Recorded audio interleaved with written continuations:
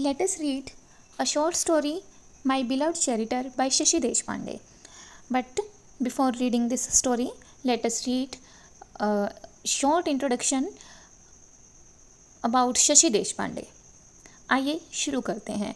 Shashi Deshpande was born in Dharwad, India, and educated in Bombay. She now lives in Bangalore. Her short stories were first published in various English periodicals in India and have now appeared in 4 collections: The Legacy 1971, Miracle 1986, It Was the Nightingale 1986 and It Was the Dark 1986. Means Shashi Deshpande का birth Dharwad India में हुआ, बॉम्बे से इनकी education हुई, अब वो बेंगलोर में रहती है. उनकी शॉर्ट स्टोरी अलग अलग इंग्लिश पीरियोडिकल्स में पब्लिश हुई और ये जो शॉर्ट स्टोरीज़ हैं ये अब 4 कलेक्शंस यानी कि 4 बुक्स के अंदर अपीयर होती हैं. इन 4 कलेक्शंस के नेम है. First is the legacy and it was published in 1971. Second the miracle. Third it was nightingale and fourth it was dark. ये सभी जो कलेक्शंस हैं all published by writers workshop. Writers workshop Calcutta के द्वारा publish की गई. She has also written 5 novels of which the last that long silence 1988 was published by विरेगो.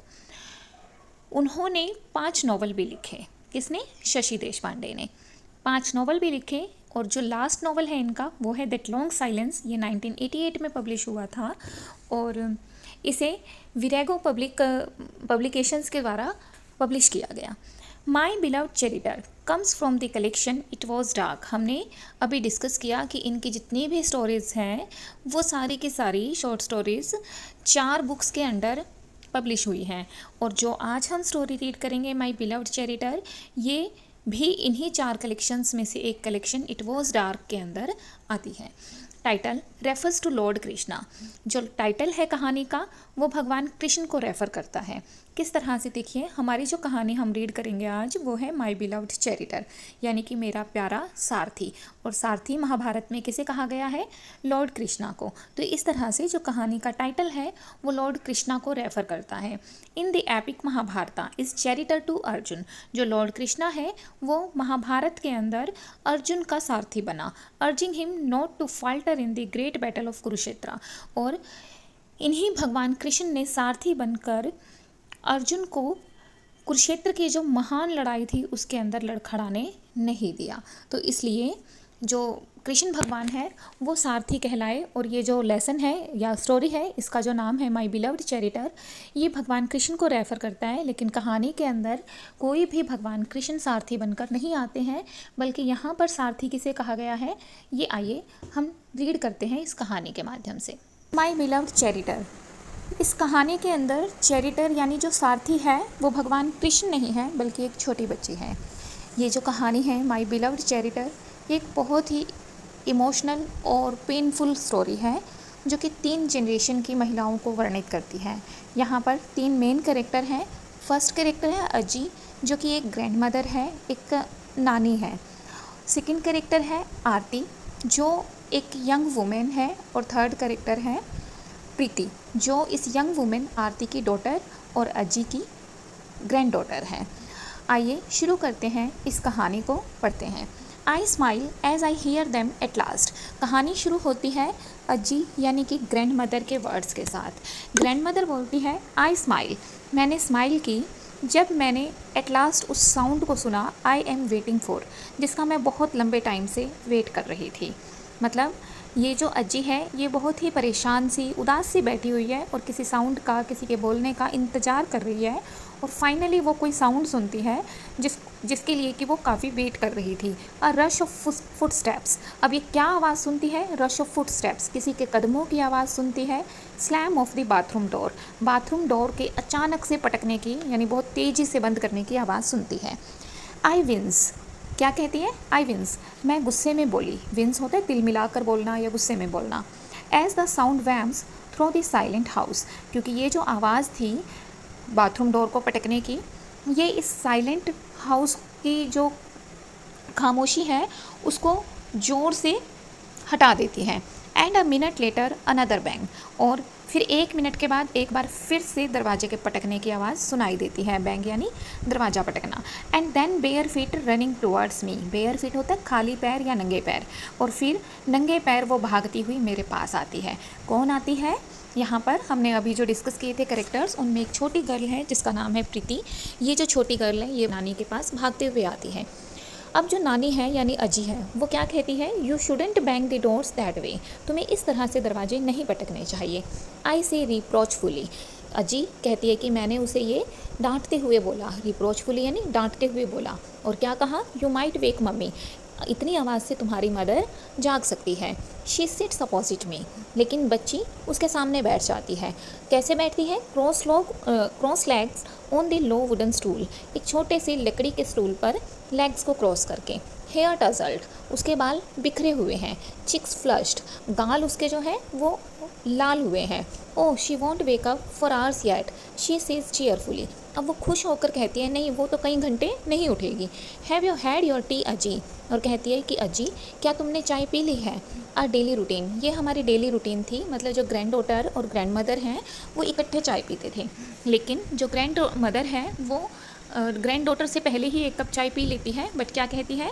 I can never confess to her, मैं उसके सामने कभी ये कन्फेस ही नहीं कर पाती थी कि I have had a cup an hour earlier, कि मैं 1 घंटा पहले 1 कप चाय पी चुकी हूँ।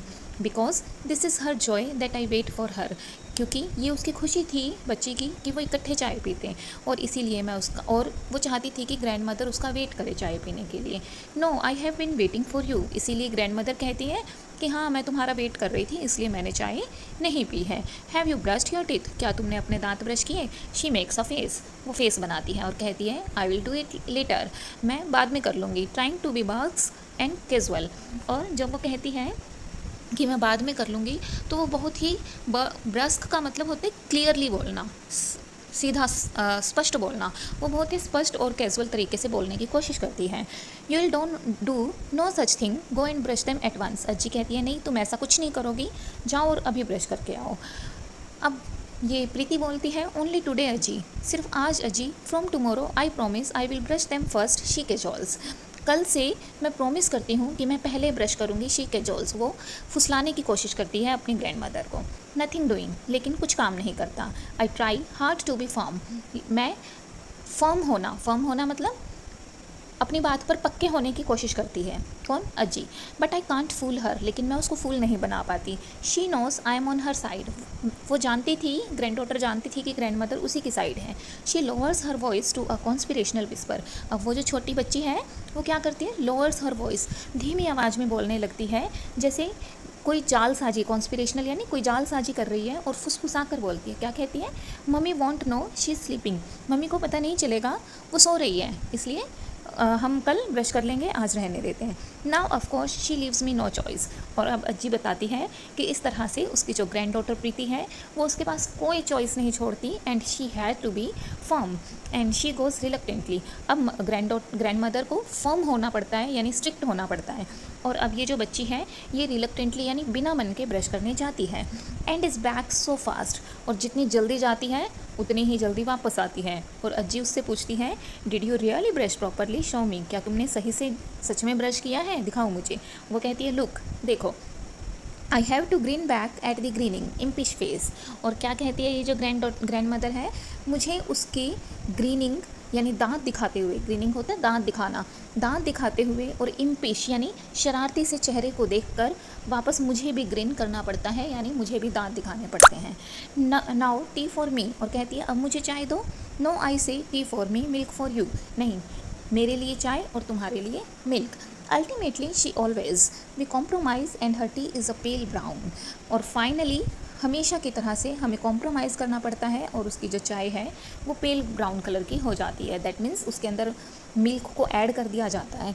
आई switch off the primus and, और वो क्या कहती है अब जो ग्रैंड मदर है, I switch off the primus, मैं पहले वाली की तरफ स्विच ऑफ कर जाती हूँ, and without the hissing sound our voice sound loud and clear. अब पहले वो हिसिंग साउंड में बोल रहे हैं, इतनी धीमे बोल रहे हैं कि उनकी जो मदर है लड़की की उसको ना सुनाई दे, लेकिन अब धीरे धीरे उनकी जो साउंड है, वॉइस है, वो लाउड और क्लियर होने लगती है। We look at each other guiltily thinking of the sleeper, और जब उन्हें ध्यान आता है तो एक दूसरे को गिल्ट की तरह से, यानी दोषियों की तरह से देखते हैं।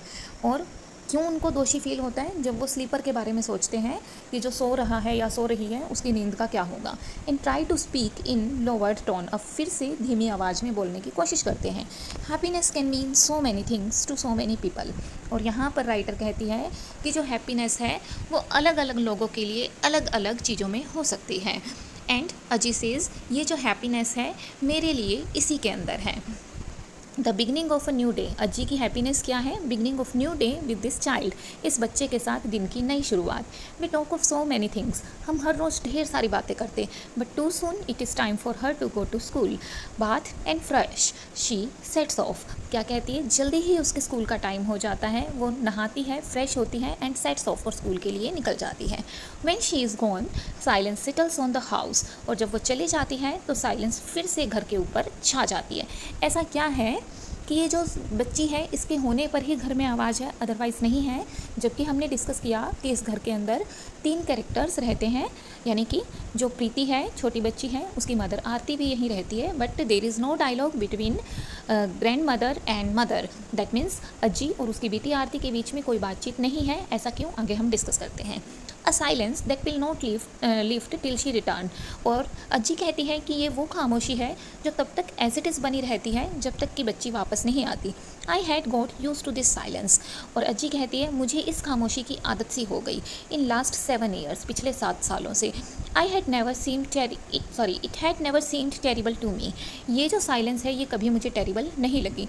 It was a friendly silence, ये एक फ्रेंडली साइलेंस है, filled with the ghost of so many voices in my life. और क्या कहती है कि ये जो साइलेंस है, जब मतलब अज्जी अकेली रहती है तो इस साइलेंस के अंदर पास्ट, उसकी लाइफ की पास्ट वॉइसेस के बहुत सारे घोस्ट आ जाते हैं। दैट मीन्स उसकी बहुत सारी यादें उसको घेर लेती हैं जब वो अकेली होती है इस साइलेंस में। They come back to keep me company, और ये जो पुराने लोगों की आवाज़ें हैं, पास्ट की आवाज़ें हैं, ये उसको कंपनी देती हैं। व्हेन आई वाज एलोन, जब मैं अकेली होती हूँ। कौन कौन उसको याद आता है? माई यंगर ब्रदर, वो कहती है मेरा छोटा भाई, मेरी aunt who loved me when I was child, जो मुझे प्यार करती थी जब मैं छोटी थी। My 2 infant son who never grew up, वो उन 2 छोटे बेटों को याद करती है अपने जो कभी बड़े ही नहीं हुए। And even the child Aarti, और फाइनली अपनी बेटी आरती को याद करती है, who seems to have no connection with this thin bitter women. और क्या कहती है? ऐसा लगता है कि मेरी बेटी आरती का मुझ जैसी दुर्बल और बूढ़ी महिला से अब कोई कनेक्शन सा ना रहा हो। Who now shares this silence with me, और क्या कहती है कि ये जो आरती है ये भी मेरी तरह से ही इस साइलेंस को शेयर करती है। घर के अंदर खामोशी है, सन्नाटा है और अजीब सी उदासी है। इसी उदासी को ये अज्जी और आरती दोनों ही शेयर कर रहे हैं, बट दोनों एक दूसरे से बात नहीं कर पाते हैं। Since she came the friendly ghost have all gone, लेकिन जैसे ही बच्ची आती है, शी केम मतलब जैसे ही बच्ची प्रीति वापस आती है, जो फ्रेंडली घोस्ट्स हैं यानी कि जो यादें हैं अज्जी की, वो फिर से भाग जाती है। It is late before she wakes, और उसके उठने से पहले, किसके? आरती के उठने से पहले। I have had my bath, मैं नहा लेती थी। फिनिश्ड माई पूजा, अपनी पूजा कर लेती थी। And am halfway through cooking lunch, और लंच भी आधा बना चुकी होती थी। When I hear her stirring, और जब मैं उसकी हिलने डुलने की आवाज़ सुनती, I take down the dal from the fire, मैं आग से दाल उतारती, यानी गैस से, स्टोव से दाल उतारती। And put on the tea, और चाय बनानी रख देती। By the time tea is ready she comes into the kitchen, और जैसे ही चाय तैयार होती लगभग, आरती किचन में आती है। Wordlessly she takes up the cup from me, और अज्जी कहती है बिना बोले, वर्डलेसली यानी बिना एक शब्द के, वो मेरे हाथ से चाय का कप लेती। She drinks it in hungry gulps, hungry gulps होते हैं निगलना या घूट घूट करके पीना। हंग्री यानी जल्दी जल्दी से, वैसे भूखा होता है लेकिन हंग्री गल्प्स यानी जल्दी जल्दी से गटकना। तो वो इसे बहुत ही जल्दी जल्दी पी जाती, as if she has been thirsting for hours, जैसे कई घंटों से प्यासी है चाय की। Then thrust the cup back at me, और जैसे कप खाली हो जाता उसे फिर से मेरे आगे कर देती। आई पाउर आउट सम मोर, और मैं उसमें थोड़ी और चाय डाल देती। आई टू से नथिंग, मैं भी कुछ नहीं बोलती। Earlier I used to ask, पहले मैंने कई बार पूछा, स्लेप्ट वेल, अच्छे से सोई तुम? And one day she had put down the cup with A trembling hand and sad. लेकिन एक दिन जब मैंने उससे पूछा कि क्या तुम रात को अच्छे से सोई, उसने कांपते हाथों से कप को नीचे रख दिया और कहा, स्लेप्ट वेल, अच्छे से सोई? No, I never do that. नहीं, मैं कभी नहीं सोती। I haven't slept well since Madhav died. और जब से माधव की मृत्यु हुई है उस समय से आज तक मैं अच्छे से नहीं सोई हूँ। I will never sleep well again. और मैं कभी शायद दोबारा अच्छे से अपनी लाइफ में नहीं सो पाऊँगी। I have to take something every night so that I can close my eyes for a few hours. और कहती है, मुझे हर रात अपनी आंखें बंद करने के लिए कुछ लेना पड़ता है। Now never ask me again if I slept well. लेकिन अब तुम फिर से कभी मुझसे मत पूछ लेना कि क्या मैं अच्छे से सोई। 9 months I carried this daughter of mine in my body. अब अज्जी कहती है, इस लड़की को मैंने यानी आरती को 9 महीने तक अपनी बॉडी में रखा, यानी 9 महीने तक अपनी कोख में इसको रखा। I had felt within me every beat of her heart, every movement of her limbs. और कहती है, मैंने इसके दिल की हर धड़कन को अपने अंदर महसूस किया, इसके हर बॉडी मूवमेंट को फील किया। बट लेकिन आज देखो, and this my doctor had told me then. और मेरे डॉक्टर ने मुझे बताया था कि मेरी जो पेन्स हैं और जो शॉक्स हैं वो कभी इस बच्चे को तंग नहीं करेंगे जब ये मेरी बॉडी में थी। She was so well protected. ये मेरी बॉडी में इतने अच्छे से सुरक्षित थी। Even now she is protected from my pains. और आज भी ये मेरे पेन से पूरी तरह से प्रोटेक्टेड है। Even now I have no protection against her pains. लेकिन मैं इसके पेन से प्रोटेक्टेड नहीं हूँ, यानी अलग नहीं रह पाती हूँ। आई सफ़र विद हर। मैं इसके साथ साथ सफ़र करती हूँ। But like all my other emotions it is a futile suffering. मैं इसके हर दुख को फील करती हूँ, लेकिन मेरे सभी दूसरे इमोशंस की तरह से ये जो मेरी सफरिंग है ये भी व्यर्थ है। For I can not help her. क्योंकि मैं उसके दुख में उसकी मदद नहीं कर सकती। I can only fumble and blunder. बल्कि मैं और ज़्यादा गलतियाँ करके, फंबल एंड ब्लंडर यानी हड़बड़ा कर, गलतियाँ करके उसकी सिचुएशन को और ज़्यादा वर्स यानी बेकार बना देती हूँ।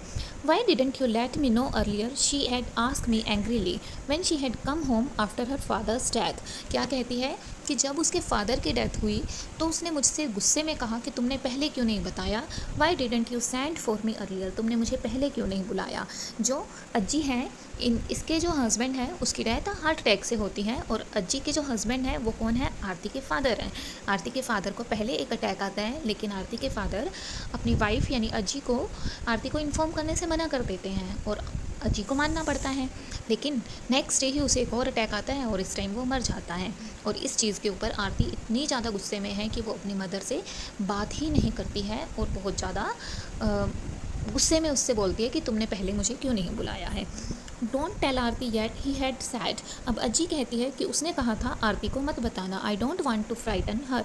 क्योंकि मैं उसे डराना नहीं चाहता हूँ। And not now specially. और अब तो बिल्कुल भी नहीं। इस बात का क्या मतलब है, अब तो बिल्कुल भी नहीं, क्योंकि जो आरती है वो उस टाइम पर प्रेग्नेंट थी जिस टाइम पर कि उसके फादर को अटैक आता है।